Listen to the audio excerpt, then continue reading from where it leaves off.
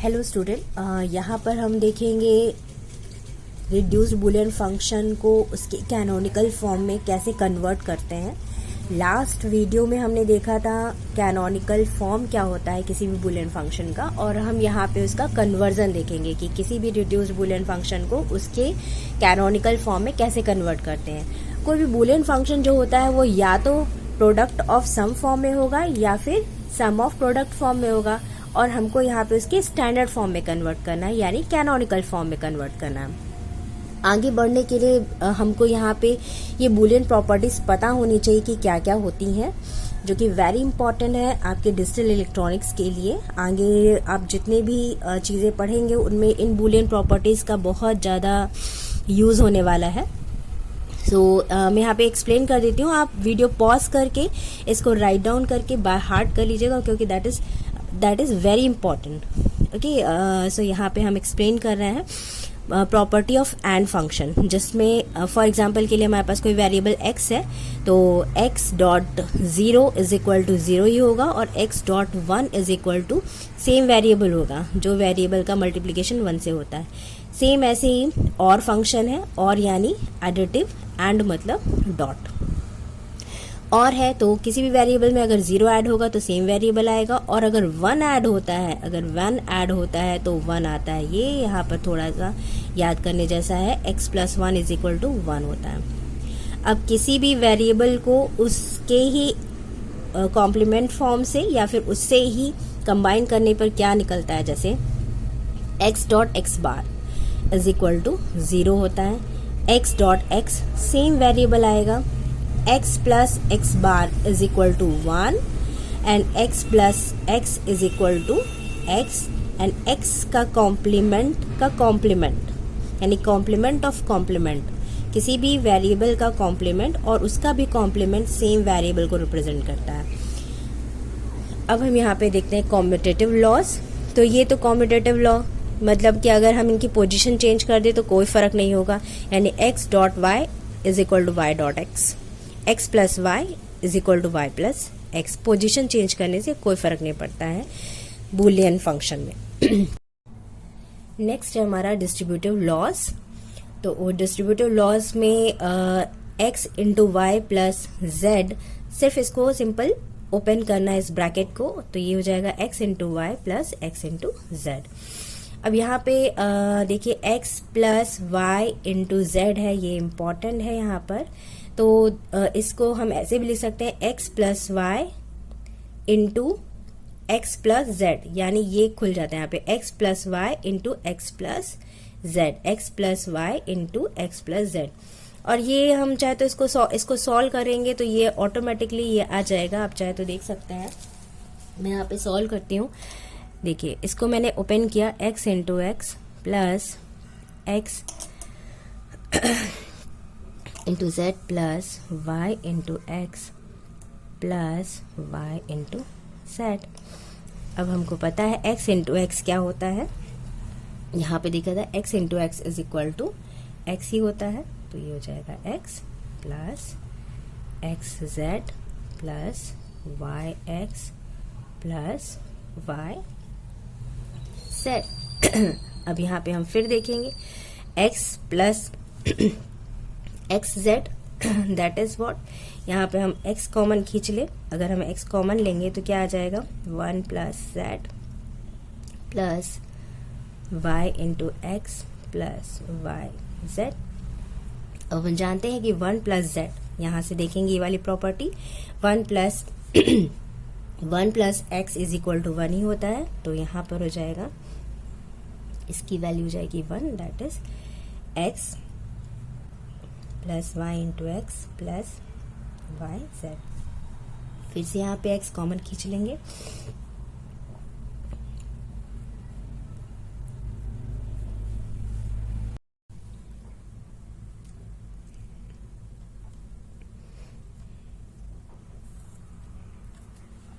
Same चीज यहाँ पर एप्लीकेट हुई।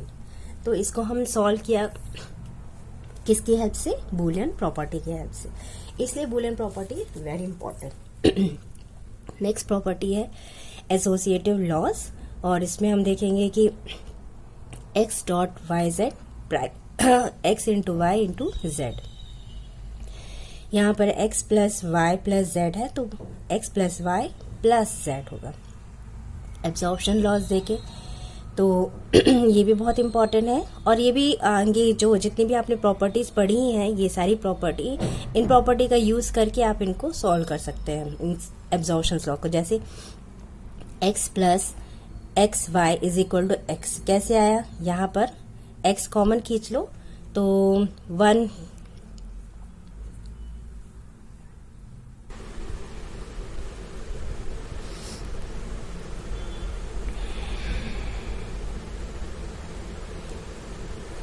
and again this is 1 यहाँ से और ये चीज़ कहाँ से आई हमारी, और ऑपरेशन और फंक्शन की जो प्रॉपर्टी थी x plus 1 is equal to 1 होता है, तो किसी भी वेरिएबल को 1 से ऐड करेंगे तो वो 1 वैल्यू ही देती है। ये यहाँ से आ गई। सेम इसको भी ऐसे सॉल्व करोगे तो सेम चीज़ आ जाएगी। यहाँ पर सबसे पहले इसमें क्या करना पड़ेगा, इसके लिए मल्टीप्लाई करना पड़ेगा x dot x plus x into Y. अब हम जानते हैं कि x इंटू x, ये वाली प्रॉपर्टी को अगर हम देखें तो x इंटू x ही होता है, तो ये हो गया x plus x into Y. Again यहाँ पे हमने क्या देखा, x कॉमन खींच लेंगे तो ये हो जाएगा 1 प्लस वाई, और अगेन ये हो जाएगा x जो कि यहाँ पर दिया हुआ। सेम अब यहाँ पे ये चीज़ इम्पॉर्टेंट है, x plus x bar into Y is equal to X plus Y होता है। यदि किसी भी वेरिएबल को हम ऐड करते हैं उसी के कॉम्प्लीमेंट इंटू किसी दूसरे वेरिएबल से तो x प्लस वाई आता है, यानी उसका कॉम्प्लीमेंट यहाँ पर रिमूव हो जाता है। The last is what, x into X bar plus Y is equal to X Y. ये इसको भी आप इजिली सॉल्व कर सकते हैं। अगर आप देखें यहाँ पर सॉल्व करती हूँ मैं, देखिए x डॉट ये है, इसको ओपन करिए। अब हम जानते हैं कि x इंटू एक्स बार क्या होता है, x इंटू एक्स बार 0, और किसी 0 में किसी भी वेरिएबल को हम ऐड करते हैं तो सेम वेरिएबल आता है। यहाँ से आपने देखा है तो सो ये बूलियन प्रॉपर्टी बहुत ही इम्पॉर्टेंट है, आपको ये सारी बूलियन प्रॉपर्टी बाय हार्ट होना चाहिए। और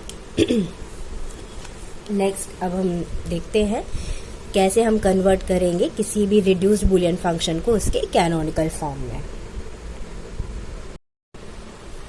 किसी भी रिड्यूस्ड बूलियन फंक्शन को कैनोनिकल फॉर्म में कन्वर्ट करने के लिए एक बहुत ही इंपॉर्टेंट चीज़ हमको याद रखनी चाहिए कि बूलियन अलजेब्रा 1 जो 1 है दिस इज मल्टीप्लिकेटिव आइडेंटिटी, और जो 0 है this is additive identity. It means कि अगर हम किसी भी वेरिएबल में 1 का मल्टीप्लाई करेंगे तो सेम चीज़ सेम वेरिएबल आएगा, और अगर हम किसी भी वेरिएबल में 0 को ऐड करते हैं तो भी सेम वेरिएबल आता है। तो ये दोनों चीज़ें बहुत ही इंपॉर्टेंट है जब हम कन्वर्ट करेंगे किसी भी बूलियन फंक्शन को उसके स्टैंडर्ड फॉर्म में यानी कैनोनिकल फॉर्म में।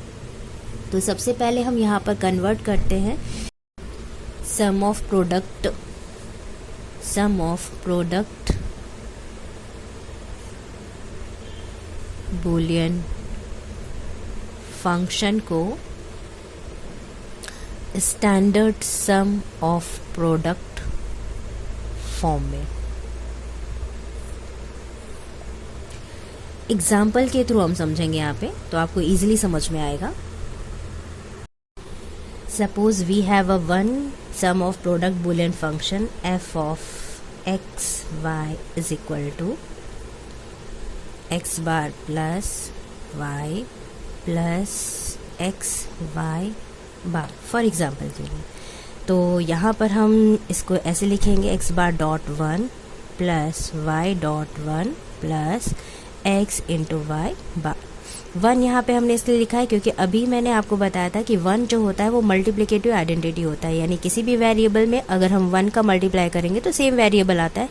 प्रीवियस स्लाइड्स में हमने देखा था प्रॉपर्टी में, ठीक है। तो अब हम यहाँ पर देखेंगे कि हमको अगर स्टैंडर्ड फॉर्म में कन्वर्ट करना है तो इसके हर एक टर्म में, यानी ये जो बूलियन फंक्शन है इसमें कितने टर्म्स प्रेजेंट है, कितने मिन टर्म्स प्रेजेंट है, 1, 2 और 3। ये तीनों ही मिन टर्म्स में क्या दोनों ही वेरिएबल प्रेजेंट है जो फंक्शन में है। फंक्शन कितने वेरिएबल का है, 2 वेरिएबल का, x और y। लेकिन यहाँ पर सिर्फ एक ही वेरिएबल है x, y एब्सेंट है। यहाँ पर y है लेकिन x एब्सेंट है, और यहाँ पर दोनों ही प्रेजेंट है। तो इसको हमको क्या करना है, स्टैंडर्ड फॉर्म में कन्वर्ट करने के लिए इसमें अगर y एब्सेंट है तो y को लाना है, इसमें x को लाना पड़ेगा, तब जाके वो स्टैंडर्ड फॉर्म में कन्वर्ट होगा, जैसे हमने लास्ट लेक्चर में बताया था कैनोनिकल फॉर्म क्या होता है। ठीक है, तो यहाँ पर हम x बार और मैं इसे लिख सकती हूँ y प्लस वाई बार। आपने अभी अभी प्रॉपर्टी पढ़ी है कि y plus Y bar is equal to 1 होता है, प्लस y, अब यहाँ पे चूँकि y है x नहीं है तो 1 की जगह पे मैं क्या लिख सकती हूँ, x प्लस x बार। और चूँकि इसमें दोनों ही वेरिएबल प्रेजेंट है इस टर्म में, इसलिए मैं सिंपली ऐसे छोड़ दूँगी। नाउ नेक्स्ट में हम क्या लिख सकते हैं, इसको एक्सपांड करेंगे तो ये हो जाएगा ऐसा, x bar y bar plus y x plus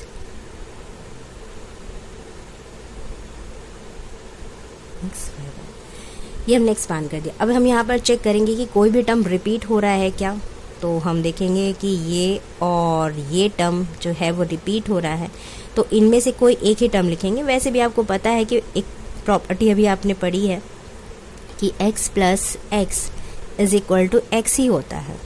तो यहाँ पर अगर एक वेरिएबल ये माने और दूसरा वेरिएबल ये, दोनों ही रिपीटेड है, तो इनमें से एक ही टर्म को हम लिखेंगे, एंड दैट इज ये।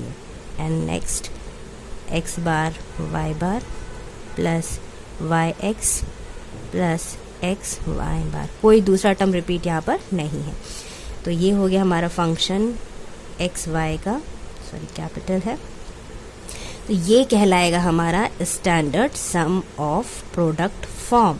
क्यों standard some of product form कहलाएगा, क्योंकि ये फंक्शन जो है वो 2 वेरिएबल का है x और y, और इसके हर एक टर्म में दोनों ही वेरिएबल प्रेजेंट है, इसलिए ये कहलाएगा स्टैंडर्ड सम ऑफ प्रोडक्ट। जबकि ये जो है वो कहलाएगा reduced sum of product, reduced sum of product function.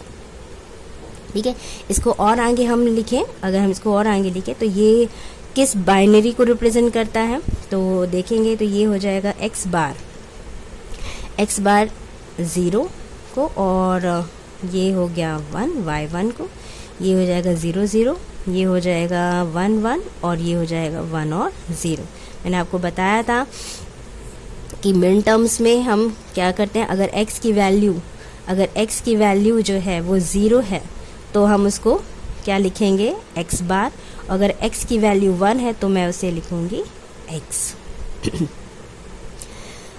तो यहाँ पर हो जाएगा ये 1 होता है, तो दैट इज, और ये क्या है, हमारा प्रोडक्ट टर्म है जिसे हम मिन टर्म कहते हैं, तो दिस इज m1 प्लस ये हो जाएगा m0 प्लस ये हो जाएगा m3, और ये हो जाएगा m2। इसे हम ऐसे भी लिख सकते हैं, सम ऑफ मिन टर्म्स सीक्वेंस में लिखें तो 0 1 2 और 3, 0 1 2 और 3। तो this is the function of x and y। ये स्टैंडर्ड सम ऑफ प्रोडक्ट फंक्शन हो गया आपका। यहाँ हम एक दूसरा एग्जाम्पल देखते हैं, सेकेंड एग्जाम्पल है, 3 वेरिएबल का एक फंक्शन लेते हैं x, y और z। फॉर एग्जाम्पल के लिए x प्लस क्या ले लूँ, y z plus x z। For example के लिए हमने एक ये reduced sum of product function लिया है 3 वेरिएबल का। यहाँ पर क्या एब्सेंट है, y z नहीं है, यहाँ पर x नहीं है, और यहाँ पर y नहीं है। तो सबसे पहले हम, जैसे हमको पता है कि अगर 1 क्या होता है, मल्टीप्लिकेटिव आइडेंटिटी होता है, तो मैं आपको सीक्वेंस में बता रही हूँ। .1 आप चाहे तो ये वाला स्किप भी कर सकते हैं, ये वाली लाइन स्किप भी कर सकते हैं, डायरेक्ट आप लिख सकते हैं x है तो y एब्सेंट है, तो मैं 1 की जगह पे y प्लस वाई बार लिखूँगी। यहाँ पर क्या लिखेंगे हम, x प्लस एक्स बार y इंटू जेड दिया हुआ है ये। यहाँ पर क्या मिसिंग है, हमारा y मिसिंग है, तो y plus Y bar into x z. अब इसको एक्सपांड करिए, x y plus x y bar plus x Y z plus x bar y z plus y x z plus Y bar x z. ना अब यहाँ पर फिर से हम देखेंगे क्या क्या टर्म एब्सेंट है। अब यहाँ पे क्या, इस टर्म में क्या वेरिएबल एब्सेंट है, कौन सा वेरिएबल एब्सेंट है, z। इसमें भी z, इसमें तो तीनों ही प्रेजेंट है, तीनों प्रेजेंट है तीनों, और इसमें भी तीनों ही टर्म्स प्रेजेंट हैं। तो यहाँ पर और एक और चीज़ देखने जैसी है, यहाँ पर हम देखेंगे कोई भी टर्म रिपीट तो नहीं है, तो देखेंगे यहाँ पे एक्स वाई जेड, और ये देखिए एक्स वाई जेड, ये टर्म और ये टर्म्स जो है वो दोनों ही रिपीटेड फॉर्म में हैं। तो हम क्या करेंगे, इन दोनों में से कोई एक टर्म को ही लिखेंगे, एक स्किप कर देंगे। यहाँ पर ये डिफरेंट है और ये डिफरेंट है, तो यहाँ पर क्या एब्सेंट है, z, तो इसको भी साथ साथ में लिखते जाएंगे, एक्स वाई। यहाँ पे 1 का मल्टीप्लाई करेंगे तो कोई फ़र्क नहीं होगा, और उस 1 की जगह पे हम डायरेक्ट लिख रहे हैं z plus z bar plus x y bar z plus z bar, और यहाँ पर एक्स वाई जेड, ये हो जाएगा x bar y z plus Y bar x z. अब इसको भी एक्सपांड करिए, x Y z plus x Y z bar plus, sequence में लिखेंगे तो ज़्यादा सही होगा, जैसे एक्स वाई बार जेड की जगह आप सीक्वेंस में लिखिए, जैसे एक्स वाई बार जेड, चूँकि तो सीक्वेंस में है एक्स वाई जेड, और यहाँ पे लिखिए x y bar z bar plus x Y z plus x bar y Z, और इसको सीक्वेंस में कर दीजिए एक्स वाई बार और जेड। अब फिर से हम यहाँ पे चेक करेंगे कि कोई भी टर्म रिपीट है कि यहाँ पर नहीं है, तो देखेंगे एक्स वाई जेड यहाँ पर भी है, यहाँ पर भी है, 2 बार एक्स वाई जेड आया है, तो इनमें से किसी एक ही एक्स वाई जेड को लिखेंगे, एक्स वाई जेड, इन दोनों टर्म्स में से किसी एक टर्म को लिखा। नेक्स्ट इसको चेक करेंगे क्या ये भी रिपीटेड है, एक्स वाई जेड बार, ये नहीं है, एक्स वाई जेड बार कहीं भी ऐसा नहीं है, तो ये रिपीटेड नहीं है, X Y z bar plus x y bar Z, ये रिपीटेड है क्या, हाँ यहाँ पे एक्स वाई बार जेड और एक्स वाई बार जेड, तो इसको एक ही बार लिखा मैंने एक्स वाई बार जेड, इसको हम हटा देंगे, plus x y bar z बार, क्या ये रिपीट है एक्स वाई बार जेड बार, नहीं है, प्लस ये तो हमने एक बार लिख चुके हैं, और ये हो जाएगा एक्स बार वाई जेड। तो इस प्रकार से ये एक इक्वेशन बन गई। अब हम इसको बाइनरी, तो ये वैसे आप यहाँ पे भी ख़त्म कर सकते हैं, this is the standard some of product, this is standard some of product, क्योंकि इसके हर एक टर्म में तीनों ही वेरिएबल प्रेजेंट है, X Y Z X Y Z X Y Z X Y Z और एक्स वाई जेड, तीनों ही वेरिएबल प्रेजेंट है, तो इसलिए ये कहलाएगी, ये फंक्शन कहलाएगा हमारा F of x Y Z, ये कहलाएगा स्टैंडर्ड सम ऑफ प्रोडक्ट। इसको और सिंप्लीफाई आप कर सकते हैं। अब आप ये क्या है एक्स वाई जेड, तो चूँकि बार नहीं है तो मैं इसे 1 कंसीडर करूँगी, 1 1 1, ये 1 1 0 1 0 1 1 0 0, और ये हो जाएगा 0 1 1। तो ये 1 1 1 किसको रिप्रेजेंट करता है, बाइनरी 7 को, और चूंकि ये क्या है मिन टर्म यानी प्रोडक्ट टर्म है, इसलिए इसको हम किससे रिप्रेजेंट करेंगे, स्मॉल m से, तो ये हो जाएगा m7 प्लस ये कहलाएगा हमारा m6 प्लस ये हमारा कौन सा टर्म कहलाएगा, m5 plus M4 plus M3। ये कहाँ से आया, ये बाइनरी, ये वैल्यूज़ आपको पता है कि बाइनरी में इसको हम 4 को होता है 4 लिखते हैं, ये 3 होता है, ये 5 है, 6 है और ये 7। इसको आगे हम ऐसे लिख सकते हैं, दिस इज सम ऑफ मिन टर्म्स। सीक्वेंस में लिखो तो 3 4 5 6 7, 3 4 5 6 एंड 7। ये हो गया हमारा standard some of product form.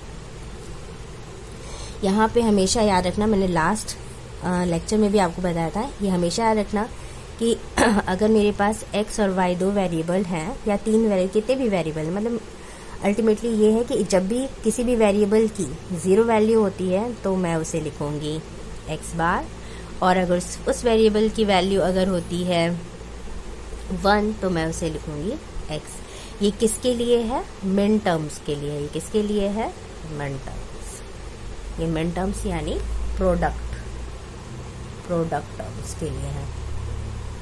Product terms के लिए ये रहता है।